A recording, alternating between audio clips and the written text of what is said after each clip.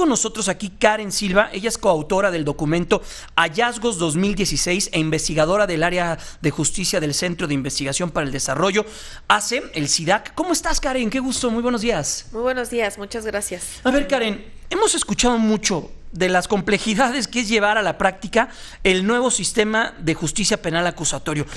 ¿Esto qué pasa? ¿Dónde nosotros debemos de quedar como ciudadanos en los riesgos que se tienen, en lo que representa para la implementación de la justicia? A ver, coméntanos. Yo creo que primero hay que partir de algo, y que es la premisa que tiene que impulsar el debate, es qué están haciendo las instituciones para que el sistema funcione. Culpar al sistema como un concepto de la inseguridad, pues es un argumento débil, porque en realidad todavía encontramos que hay muchas brechas y vacíos de la implementación que deben atenderse. No se hacen realmente evaluaciones sólidas, institucionales, que permitan realmente llegar a este tipo de conclusiones. Y también tenemos que entender que el sistema penal es una herramienta indirecta de prevención general del delito, sí, pero no es la principal, y de hecho tiene que ser la última, por así decirlo, ¿no? ¿Qué están haciendo también las instituciones en ese sentido para prevenir la delincuencia? ¿No? El sistema penal tiene que ser la última herramienta, la última instancia a la que se recurre para esta prevención, digamos, general. Entonces, creo que como sociedad lo que tenemos que hacer es exigir precisamente que hagan su trabajo, que las procuradurías realmente investiguen, que las autoridades políticas, gubernamentales también terminen los esfuerzos por implementar el sistema, que si bien tuvimos 8 años ya en... Sí, porque fue un tema que salió desde el 2008, que se implementó en el 2016, pero en el 2008 fue cuando se toma esa decisión, ¿no? Así es, en 2008 se publicó la reforma constitucional, que implicó una reforma estructural de todas las instituciones desde sus salas de juicio, ¿no? Sí, todo. Implicaba un cambio de chip en los operadores también. El proceso penal ya tiene también otra lógica, ya se parte más desde la libertad, desde los derechos, que era algo que no pasaba antes, ¿no? Era un sistema que se llevaba a cabo bajo la opacidad, en el que realmente ni siquiera se podía garantizar una justicia. Este sistema sí lo busca, una justicia efectiva, de calidad, tanto para las víctimas, pero también, en un espectro de derechos para todas las personas. Eso incluye también a las personas que son imputadas de delitos. Como te digo, esta reforma se publicó en 2008 y no es que solo hasta 2016 se hubiera implementado. La reforma les dio, a partir de 2008, 8 años para que todas las instituciones llevaran a cabo todos los esfuerzos, la inversión de recursos, capacitación, toda esta reorganización institucional y de procesos, reingeniería de procesos, etcétera. Y lo real es que no se completó, ¿no? Entonces, hoy estamos pasando a un proceso de lo que llaman consolidación, que en principio debería ser un proceso ya de mejora, como de evaluar, de hacer diagnósticos, ver cuáles son puntos críticos o que fallan en el sistema, y entonces, con base en eso, tomar decisiones para la mejora. Sin embargo, hoy todavía hay brechas de la implementación que sí tienen que atenderse, y que, no vamos a poder consolidar el sistema si no atendemos primero esas brechas que son urgentes. ¿Cuáles fueron los principales hallazgos dentro del documento del 2016 que ustedes elaboraron y que tú elaboraste? Tú eres coautora de este documento. Ok, nosotros hacemos una evaluación en distintos componentes, ¿no? Porque vemos al sistema de justicia como eso, como un sistema, y desde la perspectiva de la política pública es como hacemos esta evaluación. Entonces, hay un primer aspecto que se tiene que generar como política pública para que el sistema, dé los resultados que se esperan, y es, entre otras cosas, que se dé una coordinación efectiva entre todas las instituciones y que haya una planeación integral, con miras tanto a mediano como a largo plazo. hoy en día eso sucedió en el proceso de implementación, y para el proceso de consolidación también estamos encontrando que no hay una planeación integral que realmente sea como con miras al futuro. Hoy en día sí hay ciertas acciones que se están impulsando desde el Secretariado Ejecutivo del Sistema Nacional de Seguridad Pública, pero precisamente esas acciones tienden a digamos, cerrar ciertos vacíos que hubo del proceso de implementación, como las unidades de medidas cautelares, los asesores de víctimas, otras cosas.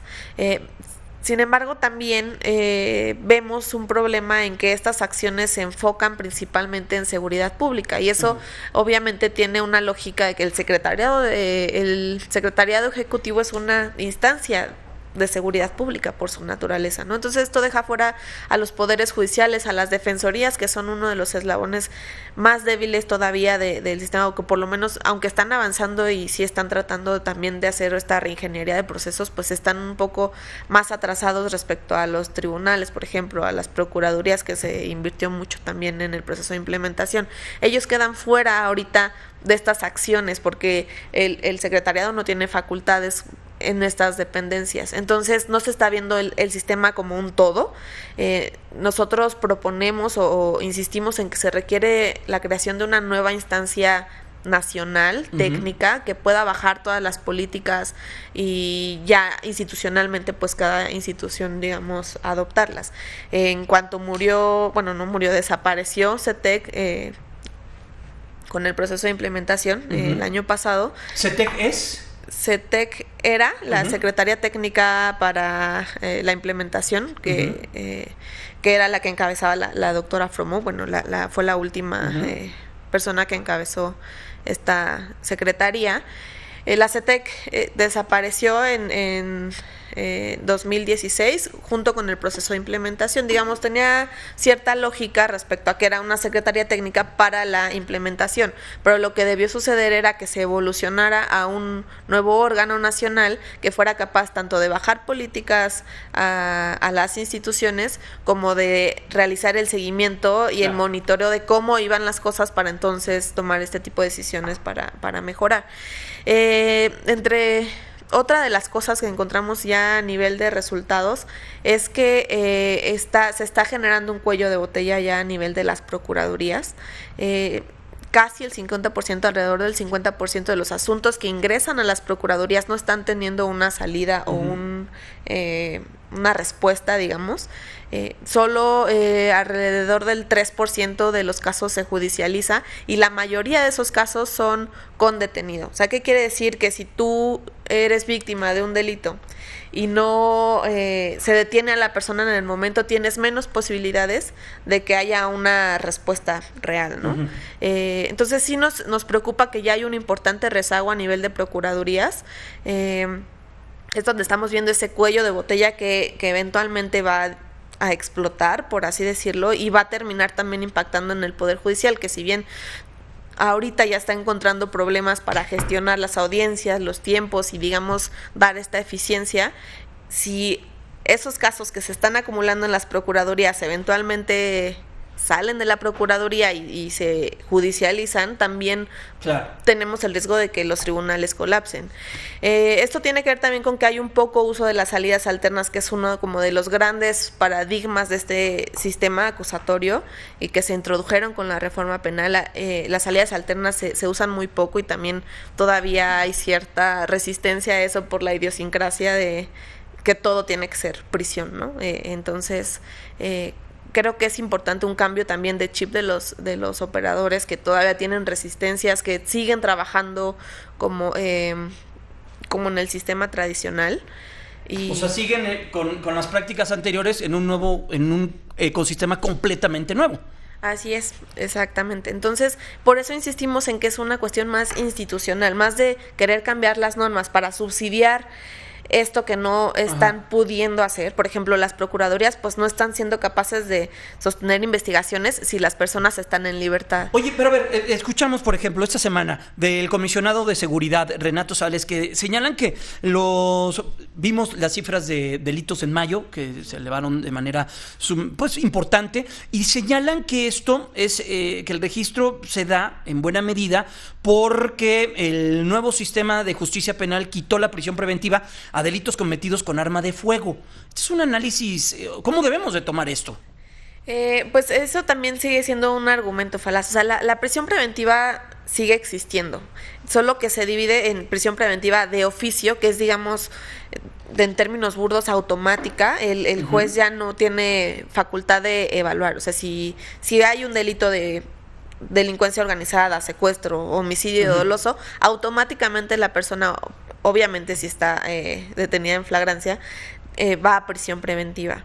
Todos los demás delitos que no tienen esta, digamos, automaticidad de la prisión preventiva, el Ministerio Público tiene la facultad de solicitarla al juez. Entonces, por eso tenemos esta nueva figura como las unidades de seguimiento de medidas cautelares, que son instancias cuya función es evaluar, digamos, el contexto de la persona que está siendo sometida a proceso, evaluar cuál es el riesgo que representa para la víctima, por ejemplo, o para la sociedad, o para el proceso mismo, por ejemplo, que se ponga en riesgo la destrucción de las pruebas, o que incluso y sobre todo, bueno, también evidentemente que el riesgo de que se sustraiga de la justicia, se dé a la fuga en términos coloquiales.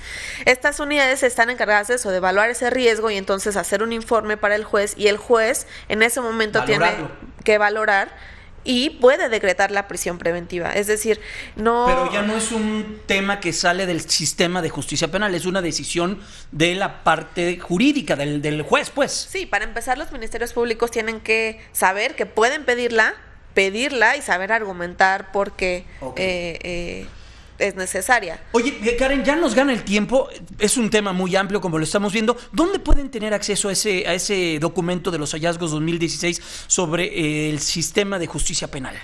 Lo pueden encontrar en la página de SIDAC, sidac.org, y proyectojusticia.org. Muchas gracias, es Karen Silva y es coautora del documento Hallazgos 2016 e investigadora del área de justicia del Centro de Investigación para el Desarrollo AC, a un año de la entrada en vigor del nuevo sistema de justicia penal acusatorio. Muchas gracias, Karen. Muchas gracias a ti. Que estés muy bien.